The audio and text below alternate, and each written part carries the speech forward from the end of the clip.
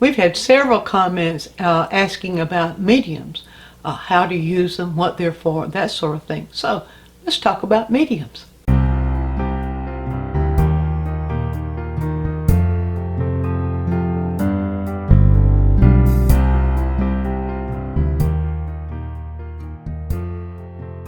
So what is a medium anyway? Well, we know that there's a medium of watercolor, the medium of acrylic, the medium of oil. In other words, we use that word medium to label materials. Well, there's another way we use the word medium, and that is materials that get added into the paint that we're using. Then I've got a list here of the major reasons why we would want to do that. The purpose of a medium is to modify the working properties of the paint. Now, in watercolor, we don't use medium very much. It's mostly just the water and the paint. Sometimes people add other things to it for special effects. But with acrylic and oils, we do use mediums for pretty much the same kinds of reasons. Now, I've got here, and I'm going to talk about today, the general mediums that we use with oils, but we have similar mediums that do similar things for acrylics. And so let's start out with, why would you use a medium? Well, we have several general reasons, at least 5 general reasons why you might use a medium. I have them listed right here.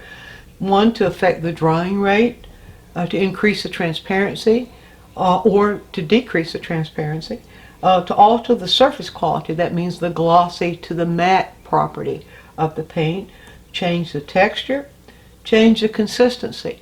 So those were major reasons. Now you may have other reasons why you would use mediums. And here's the other thing.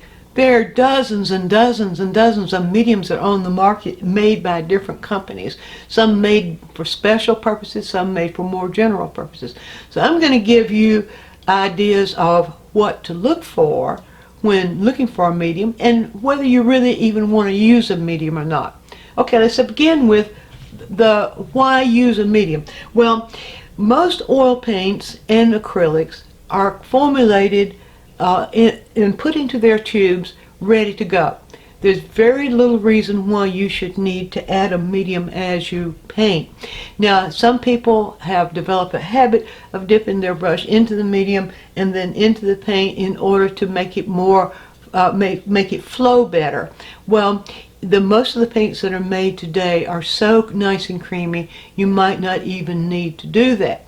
I very rarely use a medium when I'm painting, only if it's necessary for one of the effects I'm talking about here. Now, suppose, especially in oil paint is by nature a slow drying material. Acrylic is a fast drying material. So let's go to oil paint. Suppose you need to speed that drying rate up. What can you do? Well, there are 2 major mediums on the market that can facilitate speeding up the drying of oil paint. One of those is put out by Winsor & Newton, and it's called liquid. Just a little bit, just a drop of liquid mixed into your oil paint can speed up the drying, and the paint will actually dry overnight, whereas in some of the colors it might take them 2 or 3 days to dry. The other thing that other medium that people often use is made by Gammon. It's called Galkid, and they have 2 or 3 variations on Galkid. Serves the same purpose, and that is to speed up the drying. So again, only a small amount of this mixed in with the paint will help to speed the drying rate. So there's one reason why you might want to add a medium. Now, increased transparency. So a lot of times people enjoy painting by glazing. That means you put a transparent layer of paint one on top of the other. But not all colors come in transparent colors. So suppose you want to increase the transparency. You might use a medium like liquid, or a medium like or other mediums that are formulated especially for doing glazing. Let me just show you briefly here with a little bit of liquid, show you briefly how you might use the medium for transparency. And I'll just put a little bit of liquid right here on my palette. Now I have here on the palette a color that is Terra Rosa, which is by nature an opaque color. And I'll show you. This is Terra Rosa right here. Now, so I'll just paint a little bit of Terra Rosa. You see, if I paint Terra Rosa over this black line I have here, you see how opaque it is? You can't see the line through the paint. That means the paint is very opaque. If I wanted to make that more transparent, I'd add just a touch of medium. You don't need much. You see, I just picked up a little bit in here. Just a little bit more. I need to pull that out of the brush a bit so I can be sure. Okay, now let's look at what we do. See, now by adding a little bit of liquid into the Terra Rosa, I've now made it semi-transparent.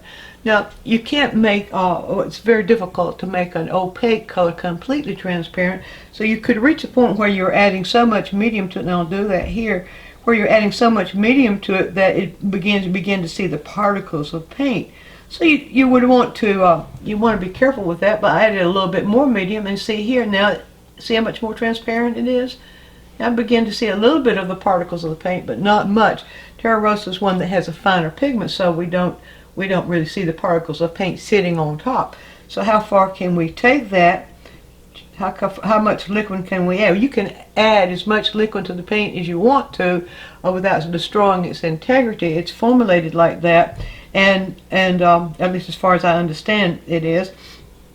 And so let's see, let's get it even more transparent. There it is. That's about as transparent as you're going to get it and still have any color left at all. So if you wanted just a faint glaze over a color just to barely change it, and you wanted that color to be in the Terra Rosa range, well, then this would be the way to do it. So you can see now how adding the liquid to the opaque color can increase the transparency by degrees depending upon the proportions.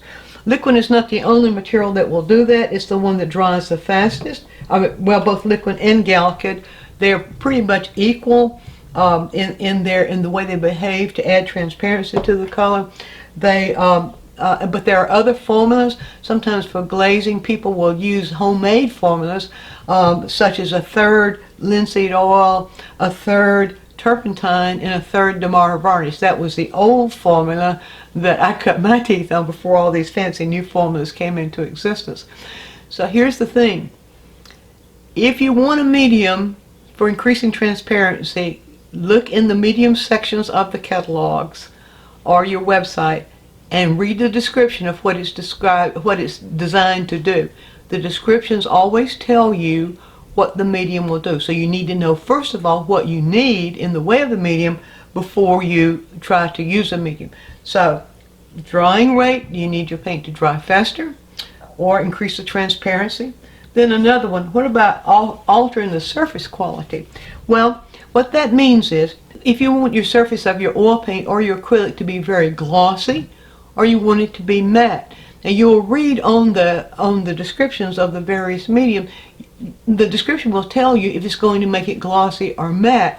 Now some of the galkid paints or some of the Gamlin mediums are designed just to do that. They're probably among the best as far as I know in oil paint. So it's simply a matter of adding a little bit of that medium to the paint in order to create the gloss, if you want the gloss, or in order to create the matte, if you want it more matte. Now, as you know, in oil paint especially, some of the colors come out of the tube. When they dry, they're going to be more matte. Some of the other colors are going to be more glossy. So we like, once the painting is dry, we like there to be an even surface quality. We like for the whole surface to be the same surface quality. Either the whole surface to be glossy or to be some degree from glossy to matte. And so that's one reason why we might add a medium to control the surface quality. What about changing the texture? A lot of people will add strange things to their paint to give them fun textures. So and that you need to be kind of careful about, because there's some things if you add to paint, especially to oil paint, it's going to break down and crack in the future as it dries, and it'll crack off the canvas. So you want to be careful that when you add things to change the texture to the paint, that you're adding something that was designed to be added into paint so that it doesn't fall apart in the future.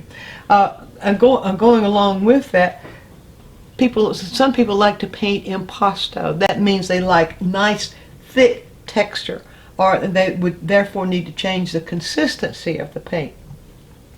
And that especially is true for people who like to paint with palette knife.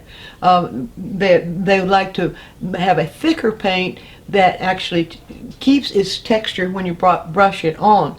And so what you might do for that is well, I have two things here. There are many mediums that are made to thicken the texture, or for what we call impasto texture. So here's one that's called the Galkid gel that's made by Gamlin.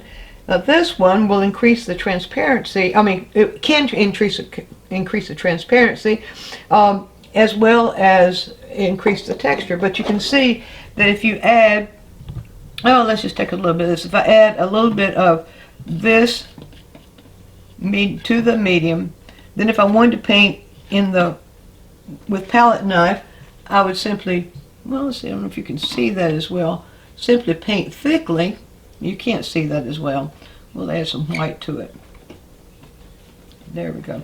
Now, and this also will say to add these impasto mediums to your paint can save money, because then you won't be piling up so much paint. Here we go, like that. Now, so if you like your paint nice and thick, I see my cat's over there trying to take the stage. If you like your paint nice and thick and you want to paint with a palette knife so that you can actually see the strokes, then you might want to add into it, or to mix with it, a medium that's made to make your paint impasto. Now, there's one other thing that I want to show you about the medium, and that is, in some cases, a paint tube might set up over time and the paint becomes too thick. The consistency of the paint becomes too thick. And so we all have our special consistency that we prefer our paint to be. In that case, linseed oil or sapphire oil.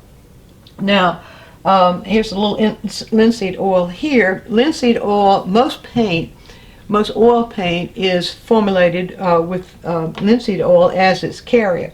So what you would do, you wouldn't take very much at all. I have some white paint there, it's a little bit stiff. Just a drop of the linseed oil in the paint like this, and then thoroughly mix it in with the palette knife by just mixing back and forth like this. And you have to be sure that it's thorough until it reaches the consistency. We'll take usually a small drop, 1 or 2 drops of linseed oil. Now you see that's nice and creamy. It came out of the tube rather sticky. So you would want to do that before you actually set up the paint to paint.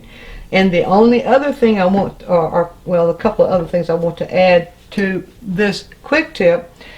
One is, I forgot this. If you want to slow down the drying of oil, that's right here, the drying rates. I almost forgot this.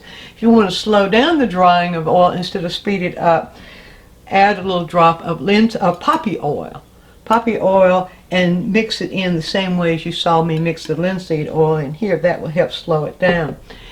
And the other thing is, try to avoid using using something like mineral spirits to thin your paint. These are made for cleaning brushes and for well, mainly for cleaning brushes and cleaning up and that sort of thing. So solvents should not be added to your paint. If you add solvents to your paint, I'm talking about straight from the solvent to the paint itself. If you add the solvents to your paint, you're going to destroy its integrity. Now, it's okay to mix a refined solvent into linseed oil and more varnish, or even mix it into liquid. You can mix, I think the proportion is about 50-50 of Gamsol into liquid. Will make a nice little glazing medium. I want to also just say that if you go to the Gamsol, not the Gamsol, to the Gamlin website, go to the Gamlin website, and in their menu, click on Tips and Techniques. They have a section on mediums. Now, when you're using mediums, be sure that you use mediums as recommended by either a manufacturer or a teacher who knows technically what they're talking about. Otherwise, you might be misled and you might end up with your paint flaking off. So I think if you just keep these purposes in mind, know what purpose you want, why would you want a medium to begin with, and then read the description of the mediums that are found in the catalog. They'll always tell you what the medium is designed to do, and that way you can get to know the mediums and decide whether indeed you need to use any medium or not. So if you found this helpful and you have something that you would like for me to discuss or to do a demonstration for you on, drop us a comment right down here and we will set up a quick tip for that. And don't forget, we have our full-length videos on our site at dianeminds.com. There's where you can get your real learning. Go look at the titles and the descriptions and see if there's something there that just might tempt you. And there's your quick tip.